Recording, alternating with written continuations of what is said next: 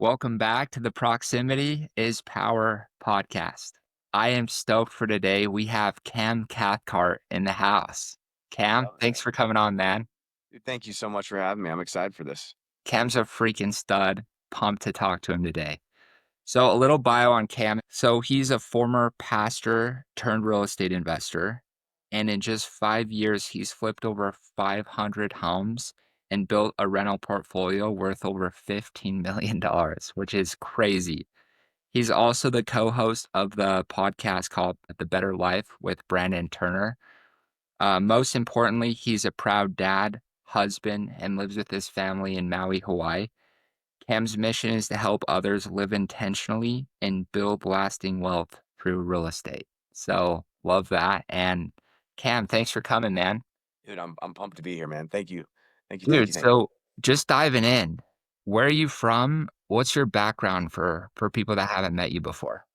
Yeah, I am from, I guess I grew up in St. Louis, Missouri. And when I was, I'll give the shortened version of the story, but moved to Denver when I was 20 and finished up college at a Christian college out in Denver. And my wife and I, we lived there for 8 or 9 years.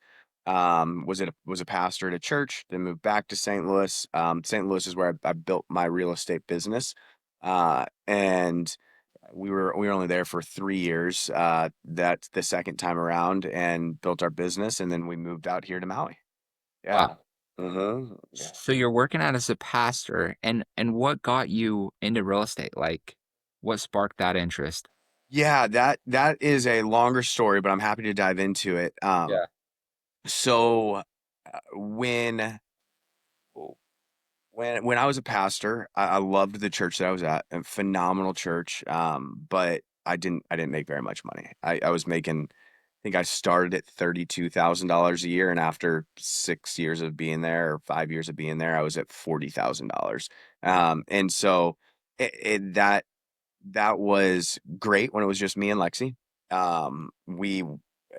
We didn't have any money, but we it was just us two, so we could get by. I would go like drive for Uber on the weekends, or I was actually got into like Gary V on Instagram, and I started going to garage sales, or I was actually getting on Craigslist free, and I was just seeing people post free things, and I would go pick it up, and then I would sell it for, 30 bucks. And I was thinking I was making money when you add it up, like the time and gas spent driving, picking it up, bringing it home, listing it, making 30 bucks. It was probably like 4 bucks, 5 bucks an hour. So it wasn't a lot of money, but I was just doing anything to make ends meet. And that, I think that's part of like the fun of your 20s is you're figuring it out, and you don't make a lot of money, or at least I didn't. I know you're in a completely different situation that I'm in when I was your age, but that's part of the fun of it. And we were like we were fine. But uh my wife, in 2017, had our firstborn. Her name's Riley, she's absolutely amazing, incredible. But uh once we had Riley, that's when I really started to feel this pressure to provide, where it's like, hey, we were so poor. Like we were checking our bank accounts every time we went to the store. I remember I had a 1992 Ford Expedition. No, I think it was a little bit newer than that. It might have been like a 96. But the tires, I'd worn them so far down that the wires were popping out of it. And I couldn't afford new tires. And so like we were so poor. Um, and I started to feel that pressure of like, this is not the way that I want to live the rest of my life. And we didn't, though.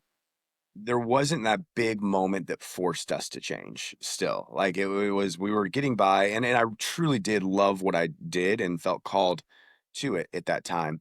And so we continued kind of just moving down that path.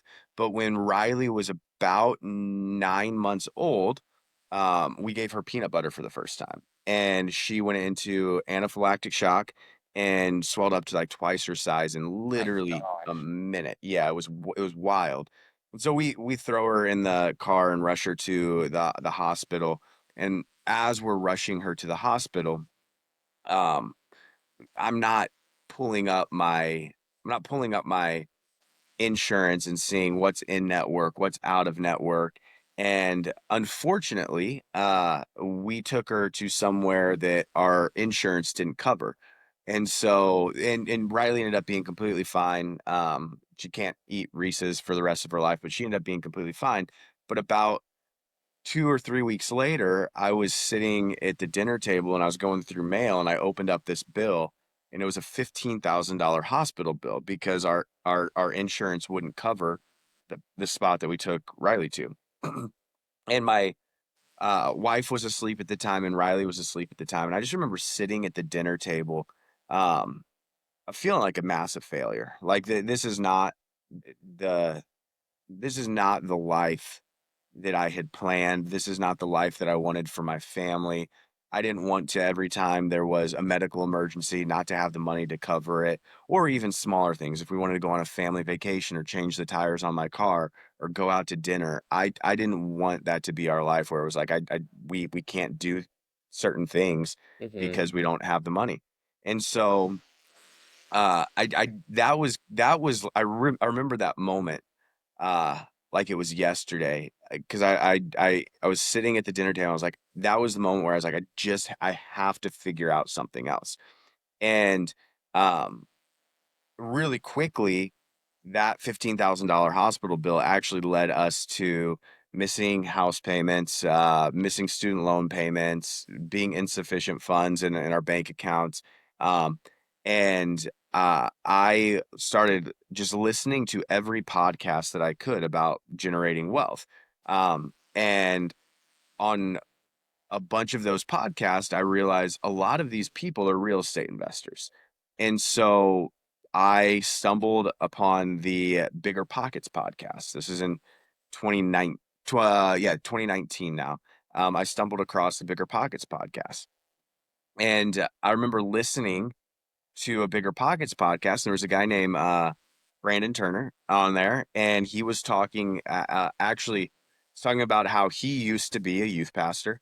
And he said that he got into real estate, and he actually was in his what he called the sea shed. You probably remember him talking about the sea shed. He was in the sea shed. Uh, um, in Maui, and he was able to do that because of his real estate. And I remember hearing that. I'm like, backstory a little bit on our baby moon before Riley came. We came to Hawaii and fell in love with Hawaii. My wife and I on the very last night of that trip. Before Riley came, we talked about how cool would it be to raise our kids in Hawaii. And then we looked up prices of houses and we laughed because I was making $40,000 a year. It's like it'll never happen. So I hear Brandon talking about this, and he used to be a pastor, used real estate to change his life, was in the sea shed in Maui, and he did that through real estate. And I was like, oh my goodness, like I want to live in Hawaii. And I used to be a pastor, and he seemed really authentic and genuine. And so I went and bought every book that he had written and read through those and made the decision like, hey, I'm gonna start getting into real estate. And so part of that for us was we were living in Denver, Colorado. Housing prices were pretty expensive in Denver. I think if I knew what I knew now then, I would have never had to have left Denver. But at that time I thought I'm gonna move somewhere cheaper. The price of houses are cheaper, entry points cheaper. So we moved to St. Louis, and we dove headfirst into real estate. And bought our first flip in the late fall of 2019, and that one did not go well.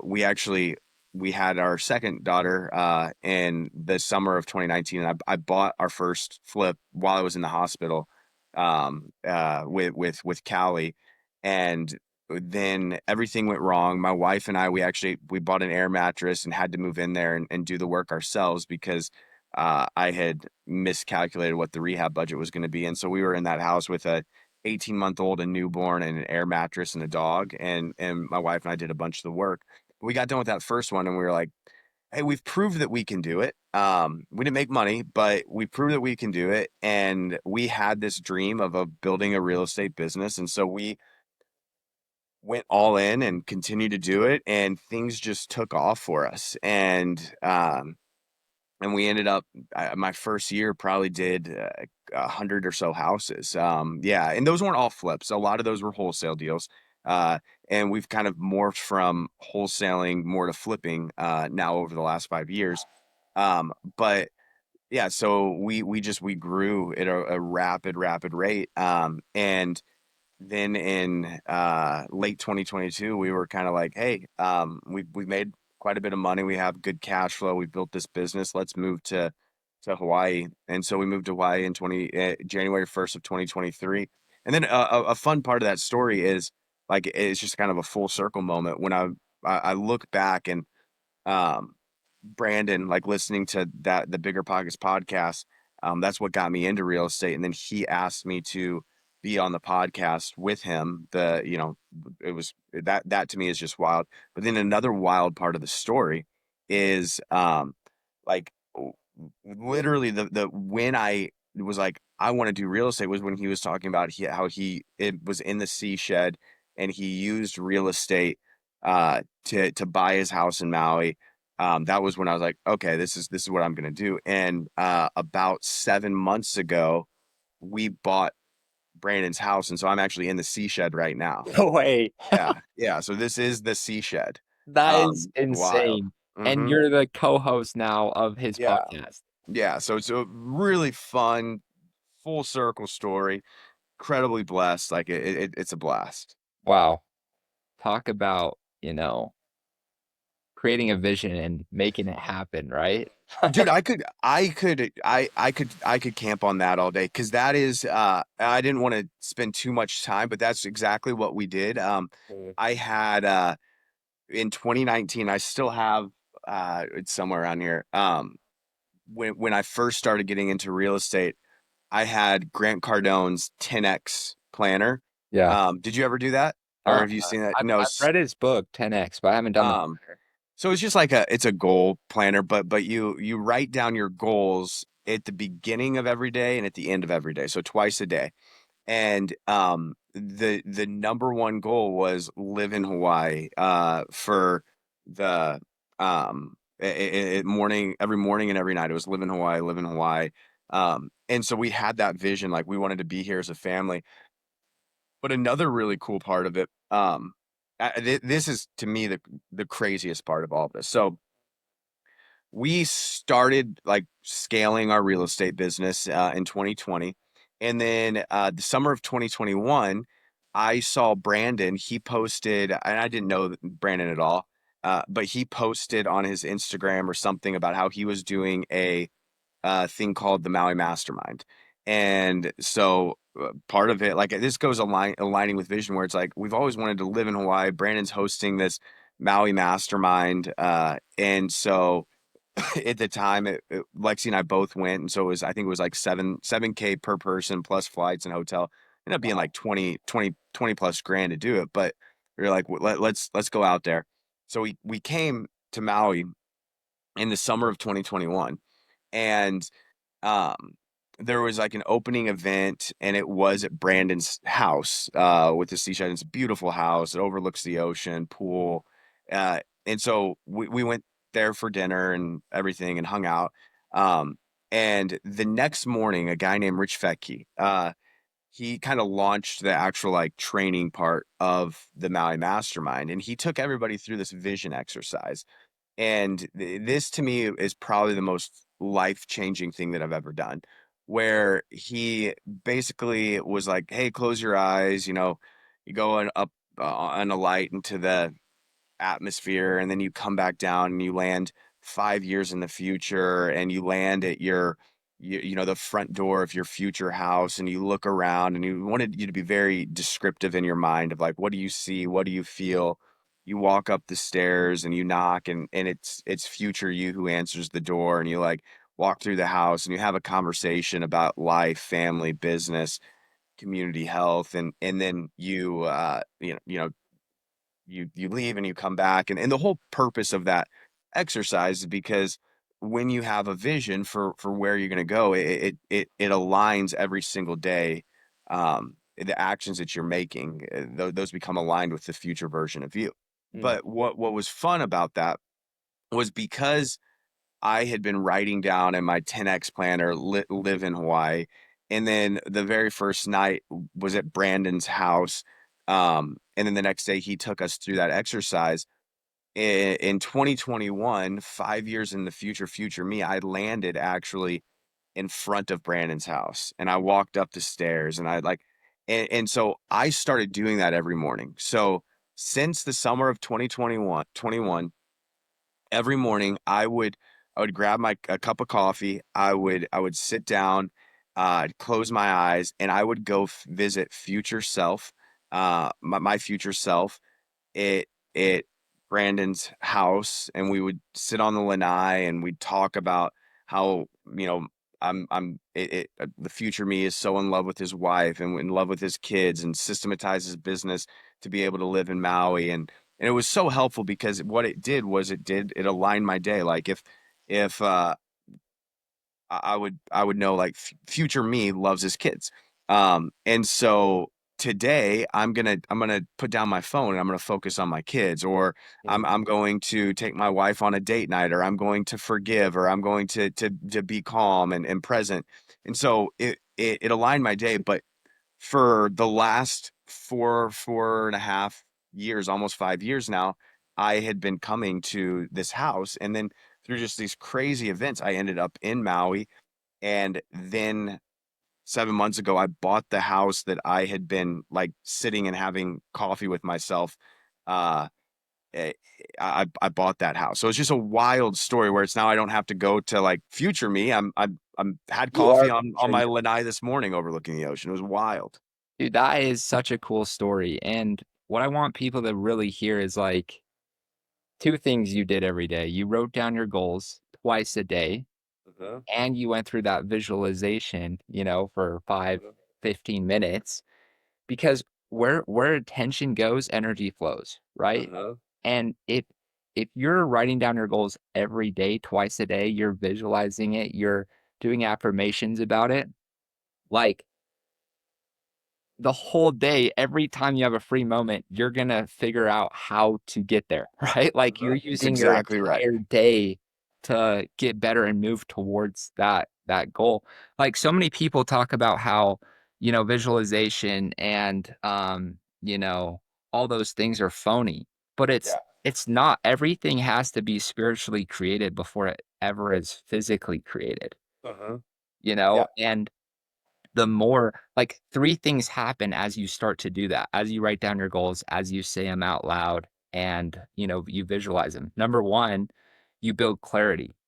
You Uh-huh. get crystal clear exactly where you wanna go, and most people have no idea where they wanna go and don't think about it every day. So you build clarity on exactly where you wanna go. Number 2, you build obsession.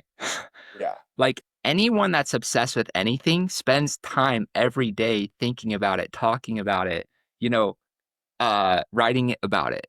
Yeah. And so whatever you spend time on every single day, you will become obsessed. So if you wanna become obsessed with your goals, write them down every day, visualize them, talk about them, because I have a cousin who's obsessed with the NBA, but it's because he like, works for the Jazz, worked for the Nuggets, watches ESPN, Snapchat's, story every day, watches Sports Center all the time.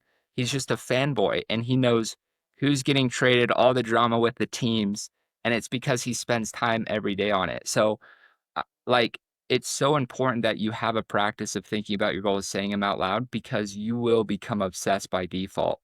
And Uh-huh. then the 3rd thing is you build belief that you can actually do it. Yeah. Like, most people, when they set goals of something they've never achieved before, and it's scary because at first you set a goal to do something, you're like, "There's no way I could do that." Like, you have no belief. Yeah. But how do you build belief in something you've never done? You get the result in your head over and over and over and over again, and, like, a month down the road, you're like, "Hell yeah, I can be the best salesman. Like, why Yeah. not me?" You know? So, Yeah. I love your story because, dude, you did that, and, you got crystal clear of what you wanted. You built the obsession because you had a daily practice of focusing on it, and that gave you the confidence and the belief to go make it happen, and you took action. Yeah, and I think the visualization side of things is so important because um one of the one this saying, and I don't know where I heard it, but I love this saying that like future you it isn't mysterious.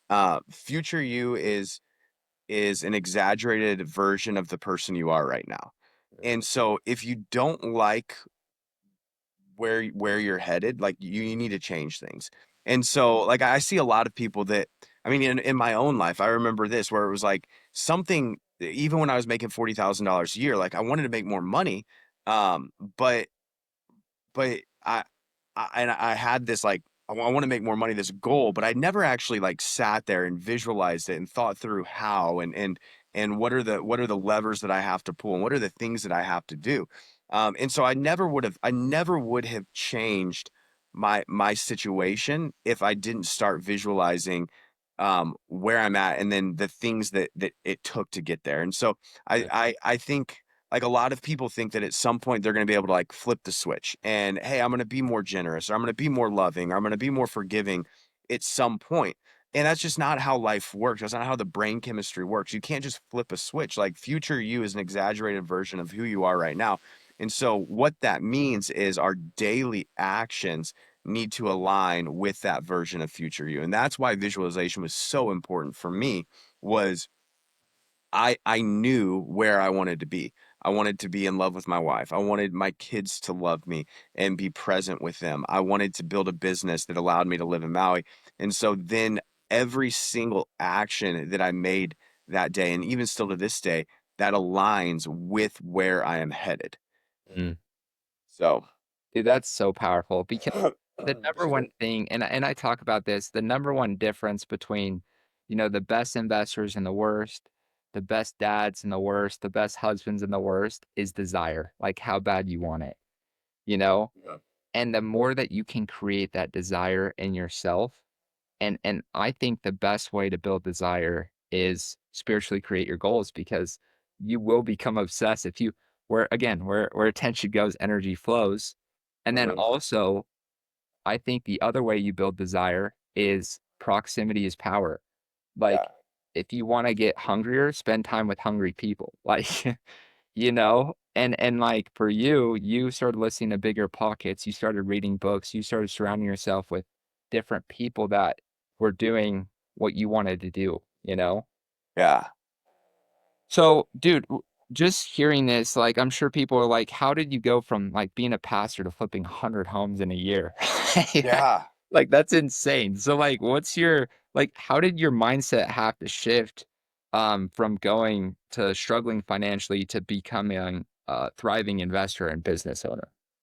Yeah. I mean, I think there was a lot of things. Uh-huh. And a couple of them, I would say were not luck. Well, actually, they weren't luck at all. They were they were taking action at very opportunistic times, and part of that even goes back to vision, where we actually got started right as COVID was starting. And the market during COVID was, I mean, a hockey stick. It was the best market ever when it comes to real estate. And I think like going back to visualization, a lot of people around me were like, "Hey, are you sure you want to be investing right now? There's so much uncertainty in the market and what's going to happen."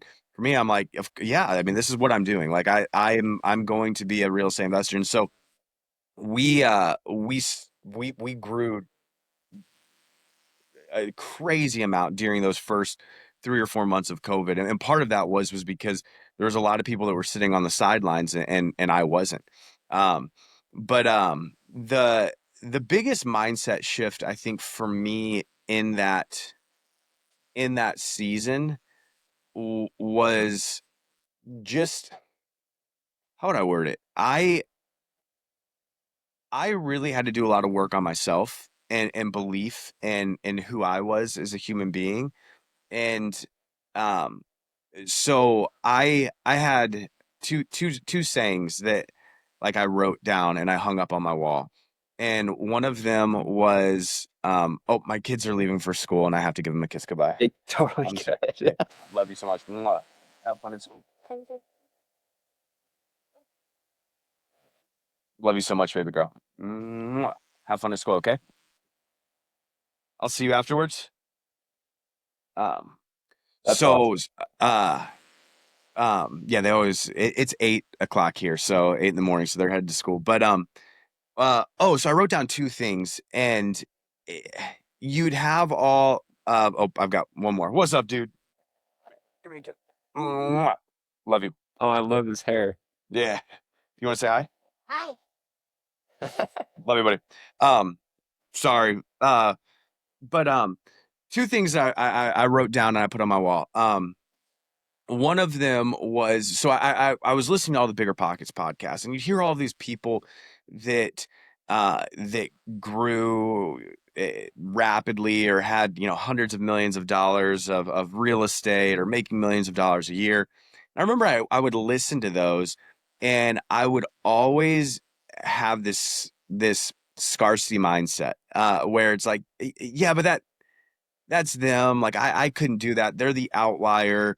Or I would start making up stories about them in my head of like they come from a rich family or they had a background in real estate, and uh, I was like, I'm just a pastor. Like I don't know. I don't know what I'm doing. Like that could never be me. And I Hmm. remember one day I was like, no, that's stupid, Cameron. And I wrote down on a piece of notebook paper, and then I framed it and I hung it on my wall. And it said, somebody's gonna do it. Why not you? And I looked at that every single day, where it's like I'm gonna be the outlier. I'm gonna be the person that people listen to, which is wild now to think about it because that's what's happened. Where I'm gonna be the person that in 10 years people look at and they're like, "Wow, how did that happen?" And I never felt like I could be that person when I was younger, so I really had to work on myself mentally to create this mindset of abundance. There's abundance for everybody in this world. I believe that, and so I had to rewire my brain to believe that I could do it. And I think I mean, mindset is 99% of success in my mind, where it's like, because I'm not the hardest worker, I'm not the smartest person, I'm definitely not the best at systems. Like I have a belief in myself that I can do it, and it works out. And so that, and then the other thing that I wrote was just bet on yourself. I wanted to bet on myself, and so those were like two things that I had, and I would look at every single day, and I'd pump me up. And so, I yeah, think that's I think that's a common thing that I've seen in doing these interviews and listening to other podcasts, reading other books, is it's like the bumblebee effect. Like bumblebees, their body weight, they shouldn't be able to fly. yeah, Like scientifically, they shouldn't be able to fly, but bumblebees don't know that they shouldn't fly, yeah, and they do anyways, right? And so hmm, I love those two quotes that you wrote down, like somebody's going to do it, why not me? yeah, Like, yeah, well, like why not you? Like what does this person have that you don't have? And then bet on yourself. Like take a chance. yeah. I heard another story similar to that, which I think is such a powerful story. I don't know if it was like grasshoppers or fleas. It's some sort of insect that jumps, but they like in the wild or in nature, they can jump like Oh, 2 feet. I think it was crickets. Was it crickets? I think I heard Yeah, this. Yeah. and they did it. They raised these crickets in a box that was only like 6 inches high or anything. And so then they took them out and they put them into nature, and they could only jump 6 inches, and instead of like the 2 feet. And I'm sure I'm butchering this story, Yeah. but it goes to show that like when you're taught something your entire life, and I wasn't raised in a incredibly financially like savvy household. I was raised in the Midwest my dad was a pastor, where it's like I was never raised to think that there was more, and to think that there was that I could go make a bunch of money, and like I was raised in very much a community it's you grow up, go to the state school, then come back, you get a job at a bank or a car salesman, or you work 9 to 5 until you're 65. You make, low six figures a year and you retire when you're 65. And that's just what life is. And I think for a lot of people, that's a great life. For me, that's not what I wanted. But I just never knew that there was more and there was other ways. And now, like, it also goes to surrounding yourself with the right people, where when you surround yourself with the right people, that ceiling is lifted. And so, like, I was out to dinner 2 nights ago with with a couple people, and we were actually talking about the real estate market, which isn't great right now, by the way. But we were talking about, like, there was one guy who is about to lose quite a bit of money on a deal, and like in the almost to 8 figures. He's in the 7 figure range. That's insane. Um, and it is insane, but with what he's made over, he's like, yeah, that, like, if you would have told me 10 years ago that I would have been so stressed and not sleeping at night. And he's like, now, like, there's a part of the game. I've made enough to cover it. Like, I'm not gonna, I won't lose sleep over it. And that conversation turned into this, like, when you surround yourself with these people, you start to realize, like, the how would I word this? Like, the power of of I'm butchering whatever I'm trying to say right now, but the power of, like, he's Proximity. losing proximity is power. Exactly. Like the $10 million, it's not even a big deal to him. And in my mind, I'm like, dude, if I was losing $10 million, like, that's insane. But Tremendous. in the same way, we lost 100 something $1,000 on a house not that long ago. And if you would have told me 5 years ago that I was going to lose $100,000 on a house, like, that's 3 times what I made in a year. And so it's just like, it being around those people is so helpful for me. Mm. Yeah, because you just see bigger problems and like it Yeah. just compared to your current problems, it just seems so minuscule, right? Yeah, and I think I probably misworded that because we were talking about problems, but in the same way, when we talk about uh, abundance, where it's like, uh, for me, an $18 million portfolio seems really big. Yeah, because we're at $18 million now. But then I talk to guys that have 100 million, a 500 million, $1 billion portfolio, and it starts to lift that ceiling. Mm. For sure. And once you hit the ceiling, there's always another ceiling. Uh-huh. It's just Yeah. never ending. But I think that's the beautiful part of the human experience, like there's always another level. You can always keep growing in Yeah. a bunch of different areas. Um, so you started flipping and was the goal to just flip and make as much money as possible, and then keep a couple deals as rentals? Like what was the plan?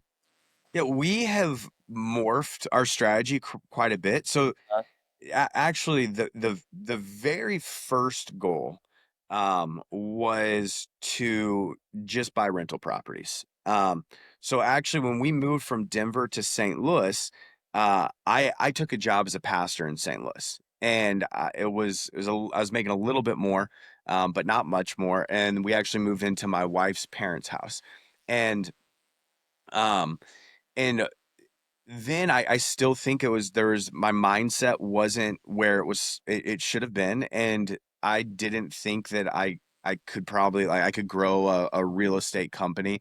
And honestly, at that time, the goal was, hey, we're going to buy 2 rental properties a year, and we're going to do this for the next 20 years. And by the time I was like 27 at the time, by the time I'm 47, I'll have uh 40 rental properties, and then a lot of them will be on, 25, 30-year notes. And so maybe by the time I'm 65, I'll have 40 paid off rental properties, and then that can be our retirement. That was kind of like my thought process then. And so that was actually, like, where I thought we were headed. And then we did that first flip because I just wanted to, like, I wanted to do something. I wanted to figure out just real estate and Right. flip a house. And then the next couple properties were actually rental properties that we did.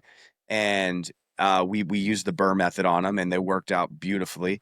And then actually, where we took off was when COVID did hit. In like March of 2020, we had probably bought. We did that flip. We probably bought two or three other houses, and COVID hit, and the my job was a teaching pastor, and so the church shut its doors for a couple of months, and my job was to hang out with people and preach, and I didn't have to do that because we shut our doors, and so I had nothing, and so I spent probably 60 hours a week on real estate and going and walking houses and connecting with people, and uh, I realized like, hey, I'm pretty good at finding deals, and so during the 3 months that the church's doors were shut, I actually started wholesaling houses. I was looking for houses for us as rental properties, but I found some really great deals that didn't work for me as a rental property, but worked as a flip for somebody. And so I started wholesaling houses. And I was making over those 3 months, I was probably making 125, $150,000 a month. And so when the Wow. church, yeah, when the church opened back up their doors, uh, I resigned. So Like, yeah. I'm retiring from this. Yes, exactly. And then ever since then, have been full-time real estate, and we did morph into more of a flipping company. Uh-huh. And then my whole thought process, though, I guess to answer that question is, if you find the deal right, if you buy it right, um, you can do whatever you want with that house. And so I want to have multiple exit strategies. The best ones we're going to keep for rental properties, and then we're going to make the decision whether we wholesale, or flip that property. I love that because, yeah, you started wholesaling and you got really good at negotiating and Hmm. making it make sense for, the sellers and especially people in, like, bad financial circumstances, like, a way out, right? Hmm. And Yeah. And then you started flipping because you're like, "I can add more value. I already have, like, a chunk if I sold this right now, but if I, fix it up a little bit, then it's worth this." And then if it makes sense to keep as a rental, you keep it, otherwise you sell it. So, Yeah. that's awesome. I guess what were the big struggles, like, as you started to scale? Because you went from a couple deals to, like, lots of deals. Yeah. I would say, um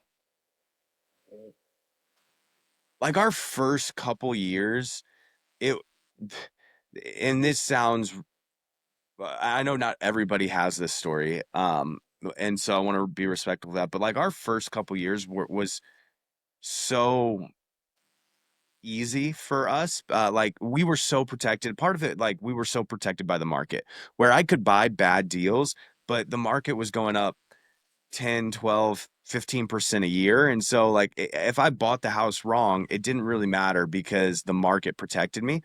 And I didn't have to have systems dialed in because the market protected me. I didn't have to have finances dialed in because we were making so much money because of the market.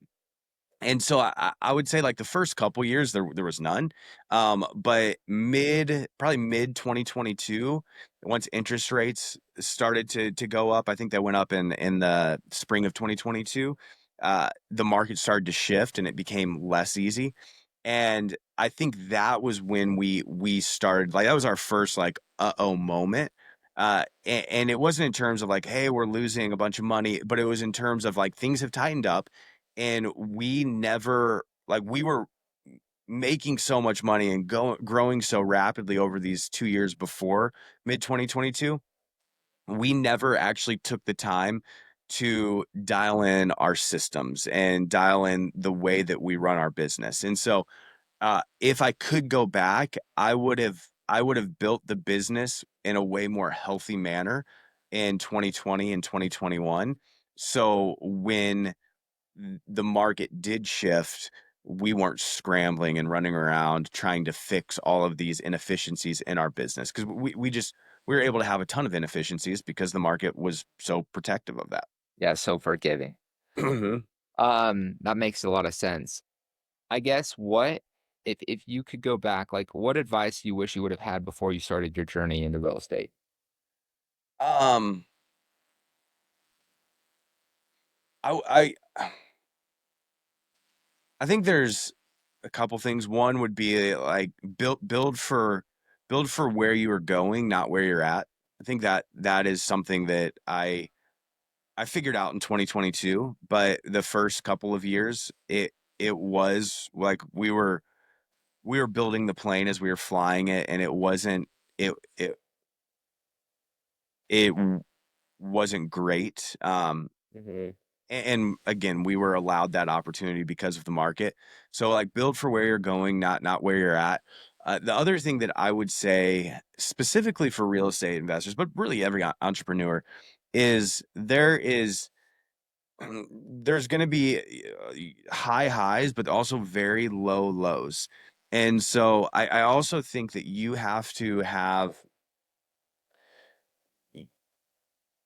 have some sort of purpose outside of business, if that makes sense, where like for me, I've come to the realization, and I truly do believe this, like I could lose everything tomorrow. Yeah, it wouldn't change me. It wouldn't change who I am. It wouldn't change the relationship that I have with my family, my kids. Like we would start over and build back up, and it would be fun and it would be an adventure. And I think for a couple of years, uh, wouldn't have been able to say that when we first started real estate.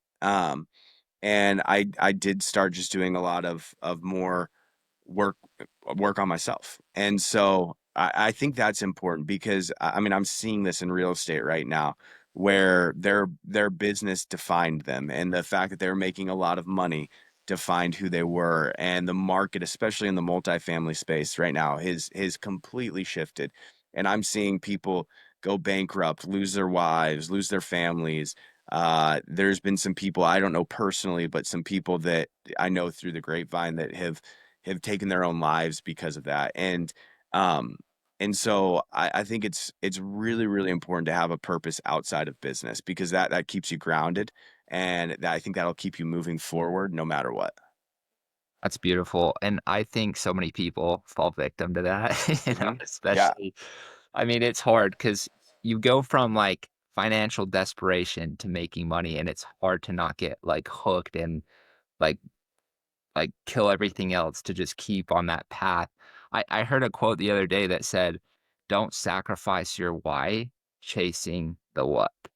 That's good. That's And really good. I thought that was really cool because I think so many people, yeah, just get so singular minded and forget the bigger picture of why they even started this down this journey in the first place, you know? Yeah. Um, yeah, so I love that. Um, what advice you have for people starting out? Um, I think there's a couple of things that I would say is it's gonna be harder than you expect at some point.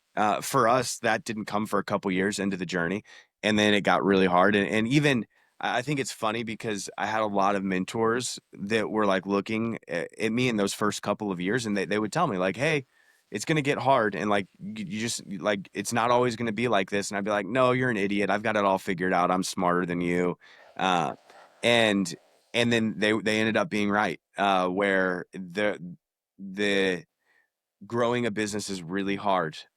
It gets really hard, and I think like for us at the beginning stages, it was me and my wife and a really small team, and now we've grown to um, having probably in our real estate side of things, 16 or 17 people on our team, and managing people is hard, and managing expectations from those people is hard, and people are going to get mad at you, and you're going to have to let people go, and it's when you sign up to be an entrepreneur, you just have to know like there's going to be a lot of really hard decisions that you have to make, and there's going to be a lot of sleepless nights. I've got gray hair now, um and there are times where I'm stressed, and my cortisol is probably high, um and I just know that that's what I signed up for. And so I think that's really important. You know, we were talking earlier about me shutting down my education company.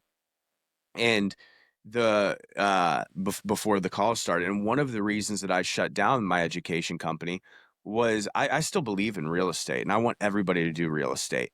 I didn't want to be the promoter to get people to sign up saying real estate's the most amazing thing ever. You can make 7 figures a year, no problem. Like that felt inauthentic because really, if I was promoting it the way that I wanted to, it would be, guys, there's a lot of sucky things about, like, you can be so successful, but you are going to have sleepless nights. You're going to get gray hair. You're going to have to work 80-hour weeks at some time at points. You're going to feel like you're going bankrupt.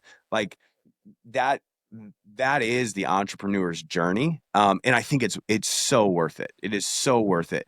And I think that if you continue to work really hard for a long period of time, like, you can't not be successful. But that doesn't sell. What sells is, hey, you know, you can make $1 million in 3 months, and it's easy, and you get to go buy a Porsche and a beach house. Yeah, all sunshine So and rainbows. yeah. Yeah.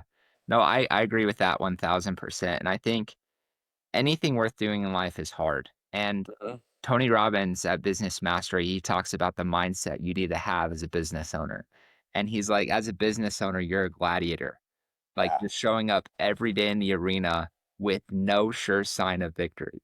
Yeah.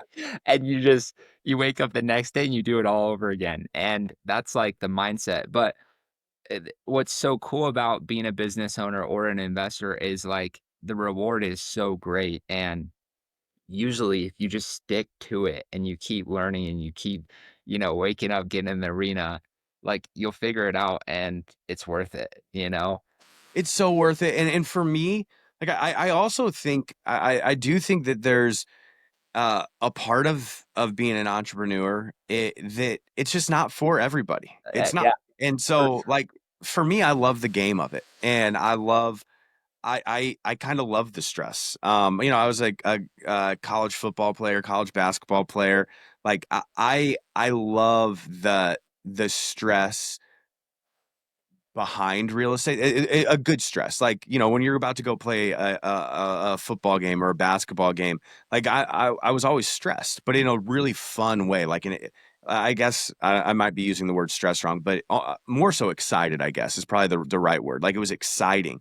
um and that's how I feel about real estate, where it's like, you have no idea what I could get a call right now that says, hey, a tornado just hit St. Louis, which there was one last week. None of our houses got damaged, but you 20 of your houses are gone. Oh, Or I could get a yeah, call right now, and somebody could want to sell me a $15 million portfolio, for $8 million. Like, that is, every single morning is an adventure, and I love that. Like, that's so much fun for me. But yeah, I don't think everybody, I think for a lot of people, it's not fun. A lot of people are like, no, I want my steady paycheck, um and I want to work from 9 to 5 and go do it again the next day. That's just not my personality. But it's a lot of fun. yeah. It's so much fun. So yeah, every day is different, right? Yeah. You never know. It's like sports, like, you never know what's gonna happen. Like, what Hmm. happened yesterday is not gonna happen today, and it's a challenge, and you just gotta keep leveling up. And I used to think everybody should be more like me, and everybody should be more business oriented and stuff like Yeah. that, but that's just not true. Like, everyone has different personalities, everyone has different goals, different dreams, and who am I to impose my goals on somebody else, you know? And I was listening to a podcast with the CEO of Breeze Airways, and he was asked, like, "What advice do you have for entrepreneurs?" He's like, "First of all, you need to figure out if you're built for it. Like, Yeah. if you're not obsessed with what you're trying to do, where you're trying to go, and, like, able to handle that stress and that anxiety and the sleepless nights and still be excited to get up the next day and attack." He's like, "It's not for you." And that's okay. Like, we don't like, we can't just have business owners in the world. Like, we need, you know, doctors, accountants, employees, like, we need all the things. And so, yeah, that was something that shifted my mindset on that. Dude, and you hit the nail on the head, where it's like, I can't impose my own beliefs, my own work ethic, my own goals on other people. And for honestly a long time, like once I got into real estate, I felt that where it's like everybody should be doing this. I can't believe everybody's not. Ever, yeah. But there's so many people where it's like that's not their person. They're not wired that way. They're wired to work a 9 to 5 and make a stable income, and that's completely fine. They're very content with their lives. I think a huge part of it is contentment and alignment. Like, where do you feel content? Where do you feel aligned? And the other thing with now having so many employees, and I'm sure you feel the same way with your business because you've got how many salespeople do you have now? Around 80 going Yeah, out. you've got 80 people out selling for you. One of the hardest things for me as a business owner is employees that don't have the same mindset as I do. Whereas like if it when if you told me to go buy a house, like if you said, Cameron, go buy a house this week, um, I would work 160 hours and I would shake every tree. I would do everything that I could to buy a house. Because that for one, it's fun, like it's a challenge, um and I it's hard for me when other people don't have that same mindset. And so like learning to have employees that don't have the same mindset is you, for me is a huge struggle. But then I have to tell myself, well, if they had the same mindset as me, they wouldn't be working for me, you know? And so like, uh, it, it's a, that's what's fun about it. It's a journey. It's an adventure every single day, man. Yeah, no, for sure, dude, and it's a constant challenge, right? And I think about, I just did a leadership academy event with Tony Robbins, and, um, dude, Tony Robbins should sponsor me. No, he should. He should. He, uh, he talked about how leadership is influence and, like,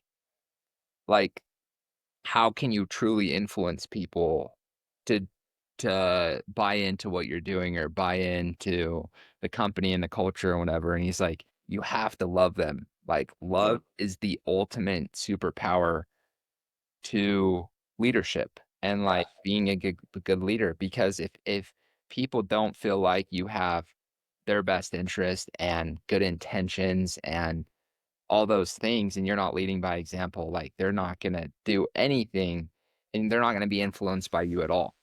And Yeah. so that was something interesting. To me though, I mean, with what you just said too, uh that's sales. Like cuz that's I mean, I buy houses, but to buy a house you have to sell yourself to the homeowner of why they should go with you, because there's 150 companies in St. Louis that do the same thing that I do. They're going to sellers' houses trying to buy their house. And the what I tell my team all the time, the way that we will set ourselves apart is truly caring and loving about that person that's living in the house. And there's been so many times where we'll we will tell them like the right move for you is not to sell your house to us. It's to go on the open market, or it's to go this route or this route.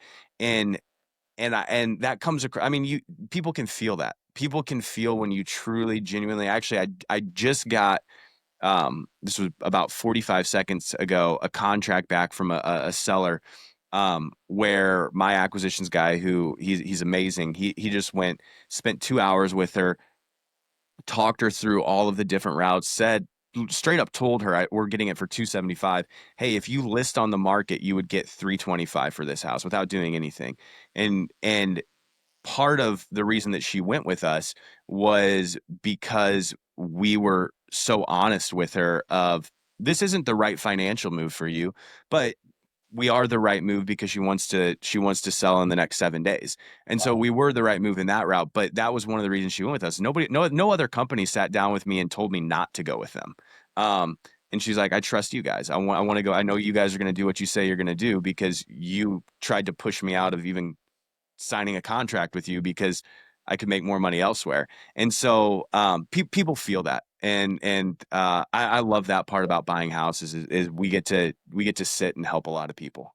Dude, that's awesome, and Yeah. that reminded me, like, yeah, like, intention matters, like, Hmm.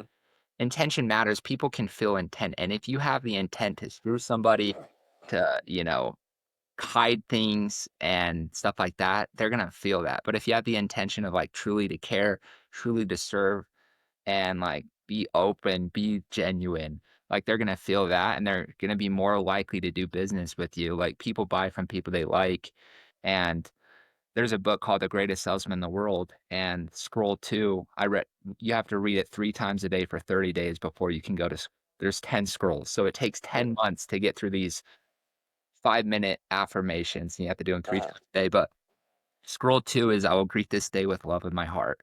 And when I, like, go to prospects, I will say to my like, look into their eyes and say, "I love you." And they'll feel that vibe, and my sales went through the roof because I started, like, to come from a loving intent, yeah, and it changed everything.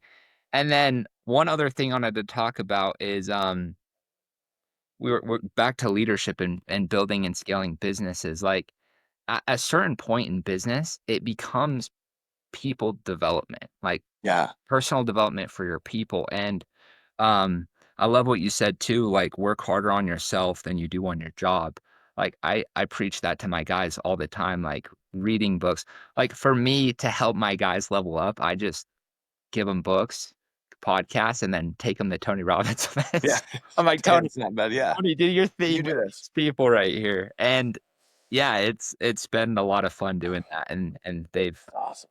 they've grown from it. So Yeah. I think one of the things that I'm working on right now, and this is a part of I think every entrepreneur's journey is you become really good at something. Uh, so for me, I was I'm an incredible real estate investor. Mhm, Um, I am not a good business owner yet.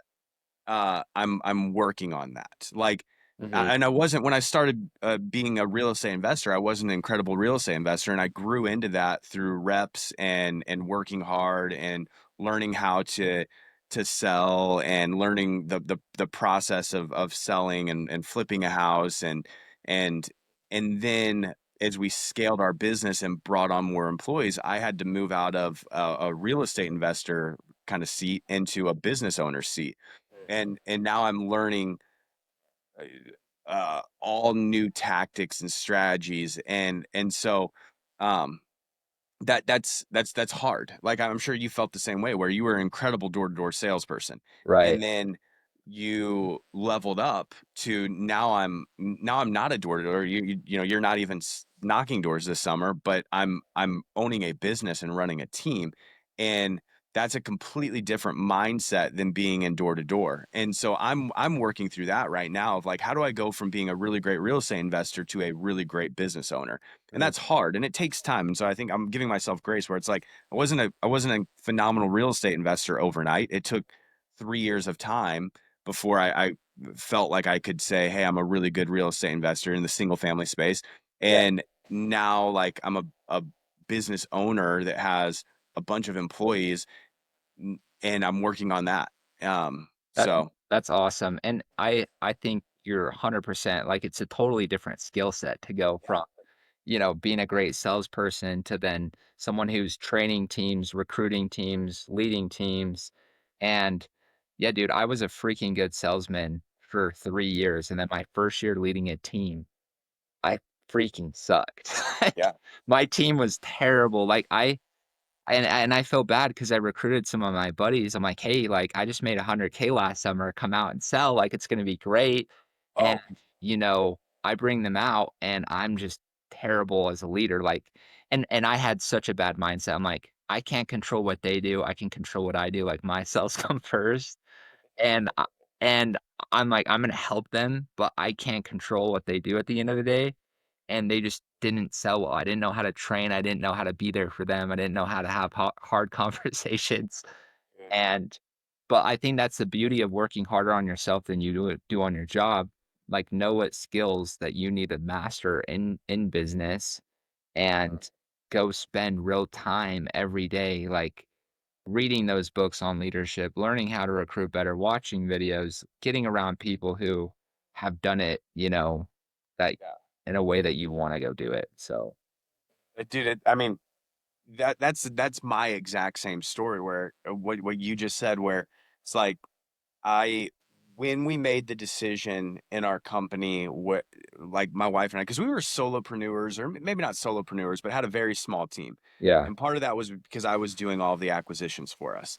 Um, and we made the decision like, hey, we want to move to Maui, we want to scale, we want like, and so I knew I had to get out of the acquisition seat, and so I brought on a bunch of acquisitions managers, is what we call them, and some of them were good friends. And uh, this goes back to like I wanted all of them to think like me, act like me, that wanted them to be me, and they're not. And so I didn't know how to. I told them all like, yeah, your floor is probably $150,000 a year, and you can make $400,000 or $500,000 a year because they get a commission off of every deal. It's like if you buy 25 houses, and you're making on average 6 to 7K per house, like that, and 25 houses should be easy. You should be buying a house or two a week, is what I was thinking. Yeah. Um, that did not happen at all. And part of that was like my leadership Yeah. behind that, and giving them the right systems, the right processes. I think a big thing for me that I'm I'm really bad at, and I'm getting better at it, but is holding people accountable. Because Mhm. I've never needed that in my life, because I'm just like I'm always gonna do my best and work as hard as I can. Um, and again, I want everybody to do that. But it sometimes it's hard. Yeah. It's hard so I was really bad at holding people accountable. Yeah. Did you do what you said you were going to do? Did you Mm. make your calls? Did you reach out to X amount of property management companies, X amount of senior living facilities, X amount of brokerages? I just didn't do a good job at that, and so I'm getting better. I'm not there yet, but I'm getting better. Yeah. And we're never perfect, right? Like it's an ongoing journey. And I think I was at this conference and I heard like the coolest presentation on leadership. And he's like, leadership is influence, but leadership really, how you gain influence or how you get more influence with people is two things. Number one, you have to love them. Like you have to care, you have to have good intent, you have to put your people first and spend time individually with the people you lead, building those relationships. So that was one. And then the other side is holding a high standard. Yeah. That's the Well, other part of leadership is like you have to be an example. You have to hold yourself to high standard, but then you also have to hold high standards for the people you lead because a lot of people have high love, but have low standards and they're buddy buddy leaders. They don't want to have those hard conversations. And he's like, on the other side, I was a dictator leader where I held myself and my people to a high standard, but I didn't show them that I cared. I didn't spend time building those relationships. So I was like a dictator. I told them what to do, and they're like, F you, I'm not doing it. yeah, But if you have high love and then you hold them to a high standard and yourself, that's when they respect you. And that's what people want in a leader is to yeah. raise the bar. And I think I used to think as a manager or leader's job was to like hold the status quo, but it's really to raise the standard for the people around you. Well, and that's my that's my biggest flaw is like I'm the buddy buddy leader. Like I want Yeah. to be your I don't want to call you out. I don't want to have those hard Yeah. conversations. I want I want to Keep the peace. I want to keep the peace. But I also think it's really important to realize that a a part of love Uh-huh. is holding somebody to a higher For standard. I mean, sure. I told that to my 7-year-old yesterday. She got in trouble for fighting with her sister, and we gave her a consequence. Is what we and she was upset about it, and we had to have a talk. And I was like, part of me, like, I love you more than anything in the world, Yeah. anything in the world, and part of me loving you is teaching you to be a better human being, and like guiding you and shaping you and helping mold you, and that's a part of love, is holding you to this higher standard. Like it wouldn't be loving for me to let you scratch your sister all the time and without any repercussions or any Right. consequences. Like that's not love. That's you might think that that's love because you have no rules, but that's not Right. what true love is. I mean, look, like both of us grew up in the church, like that. I mean, there's the Bible talks about there's what I like to say is there's no like horizontal condemnation. Like I believe that we're seen as um is sinless in God's eyes, but there's vertical consequences. Like if I go out and I drink and drive, like I believe that I'm still a Christian. God doesn't see but I also at the same time like if I get pulled over and I'm going to get a DUI because there's consequences and Right. so like that's a part of love is the consequences in life and so I say all that to say like I am trying to rewire my brain Hmm. to be better at that Yeah. where it's like part of me loving you is holding you to a higher standard. That was a long way to say that, but I need to rewire my brain to say like, hey, the way that I love you in this moment is to hold you to a higher standard, or to we had to let go of some people that I did truly love, and Yeah. part of it is like you're not right for this business, and we could continue to keep you on and it's not going to benefit you, it's not going to benefit our business. And like part of me loving you, because I truly do, one of the guys, I love him, amazing human being. um Part of me loving him was letting him go, and what's cool is he started his own uh business really quickly. Actually, was kind of doing it on the side, but since I let him go, he's taken that off, and it's skyrocketed. And so Hmm. it was the right decision, and it was, and so I think that's just important for everybody that's listening to this is like, uh, love is making those hard decisions sometimes. I agree. And I love what you said about your daughter scratching her sister because I heard the other day, like I think it was Brandon actually, like if you want to be a good leader for your family and your kid, you love your kid and he asks for ice cream every day for breakfast, like if you just loved him and had no standard, you'd say yes, yes, yes. Like you let him do whatever. But people want structure. They want to know what they can get away with. And like you get what you tolerate, like as a leader. And like there's a good book that I was recommended called Crucial Conversations, Mhm. which was all about how to have hard conversations with people in life and employees that it was good. I'm looking So, that up right now because that's I'm so bad at that. yeah, I think you'd like it. It was a good one for me, like how to have those conversations, like the structure of what you say and how to say it in a way that is is good for both people. So, last couple of questions, Cam. This has been awesome. What are some of your favorite habits? Ah, that is good. So visualization, I still do that every single day. Like 10 And minutes? Do you listen to a song while you do it, or you just no, nope. Usually I will. So I'm typically up 4:30, 5 a.m. And part of that's because I'm in Maui and I'm working Central Standard Time Zone. So, but right? before I get started with my day, I'll make a cup of coffee and I will just go. I'll close my eyes and when I say visualization, like my what I still do is I go meet myself in the future. Mm, um and that does just realign like my day, like what are the actions I need to be making today to become that person. um so I love that.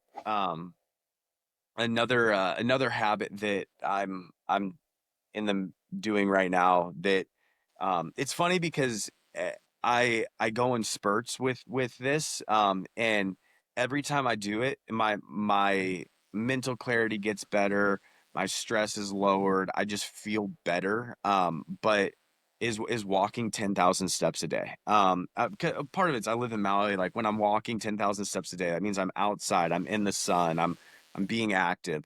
right. um and there was a period just I mean, towards the beginning of this year where I was like getting like 4,000 steps a day because I was just in my office all day.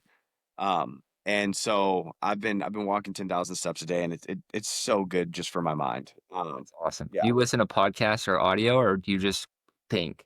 I don't. I think, yeah, I love reading. I actually, what's funny is I've never listened to um one of I've never listened to a podcast that I've been on all the way through. I've never listened to a Better Life podcast all the way through, or like I've never Right. listened to one.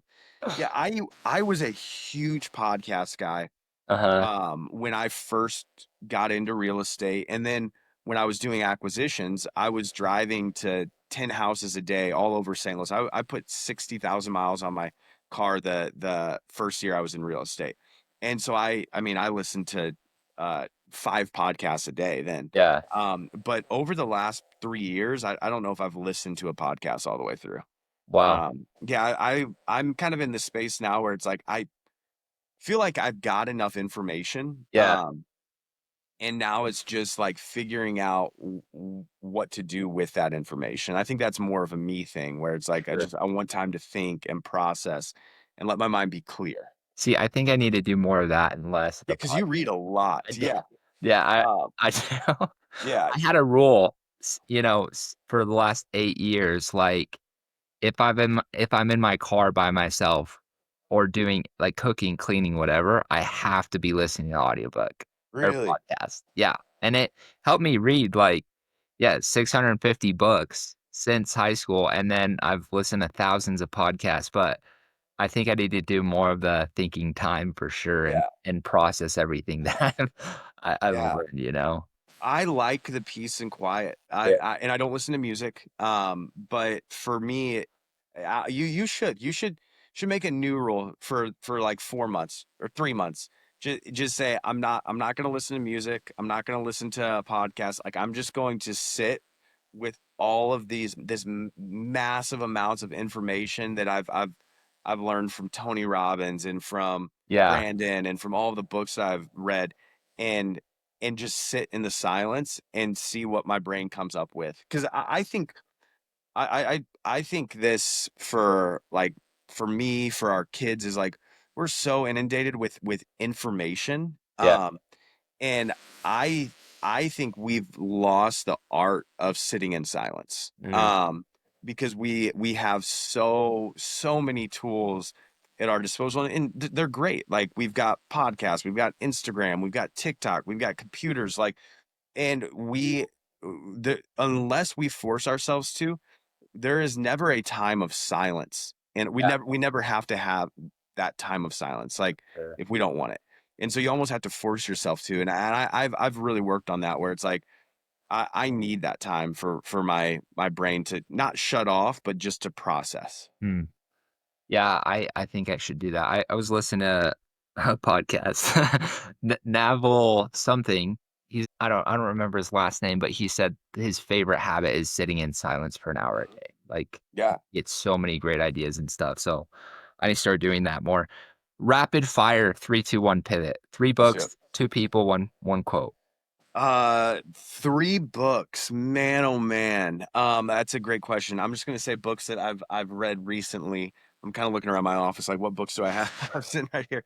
Um, uh, one book that I've read recently is called The Intentional Father. Hmm, Uh, that is a phenomenal book. It's actually it's one of my favorite books uh that I've ever read, and it dives into um westernized society for the most part has uh lost what it means to be an intentional father, where we have let school teachers or I come from like the Protestant background, like school teachers, youth pastors, uh, raise our kids, and we're just kind of he talks a lot about there's a difference between being a present father, where it's like I think there's a lot of people that think that are present fathers, and they think because of that they're really good fathers. And he's not saying that they're not good fathers, but there's no intentionality behind that presence. Mm. And he makes this really strong argument of like, to raise good kids, you have to be intentional. Actually, um, your father was incredibly intentional, like with reading books and like that's what he talks about. It's like it's not just being there, but it's also taking them through almost this journey into manhood or womanhood of like these stepping stones of like one. And he talks about having like a 10-year stepping stone and like literally sitting down and coming up with like it 10 years, what do you want your children to know and to learn, and the ethics and the vision and the values of your family. And then at 13, where do you want them to be, and then at 18, where do you want them to be, and all of these milestones. And he dives in a lot to like uh different cultures where they did have those, and we've kind of lost that. I think that he talks a lot about like some I think it was the Romans, like where like at 6 years old the kids had to be at this certain level and know these things, and at 10 they had to know this. And so it's a great book. um That's cool. I yeah, wrote that one down. yeah, it's a phenomenal book. Another one that I have recently read that I love. It's called the and part of it's because I just interviewed him on the podcast. But it's called the Perfect Week Formula. There's a perfect day, perfect week. This guy named Craig Ballantyne. He's known as the most disciplined man in the world. But just dives into like being disciplined's not hard if you just set boundaries and structure to your life.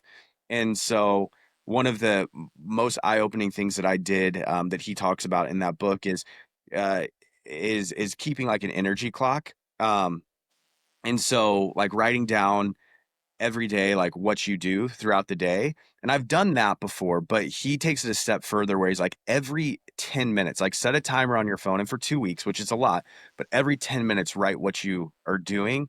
And if it like the type of energy or how you feel. And it was a lot of work to do that, but I realized there's so many things that I'm doing throughout my day that are draining me. And then I also realized I sometimes I can work for 10 hours, but I only do 3 hours of critical work because it's like I'm gonna hop off of this. Actually, I have another meeting after this, but then I'm gonna spend 15 minutes scrolling on my phone, and then I'm gonna do something for 5 minutes, and I'm gonna pull out my phone again, or I'm gonna make a phone call. So it made me realize that. So the perfect week formula, and then the last one, I think it's probably just like the most impactful book in business that I've ever read, but it is Good to Great. Good to great. Yeah. Great Yeah. one. Awesome, man. And then one quote. Uh, One quote. I think I love the quote. Anything worth doing is worth overdoing.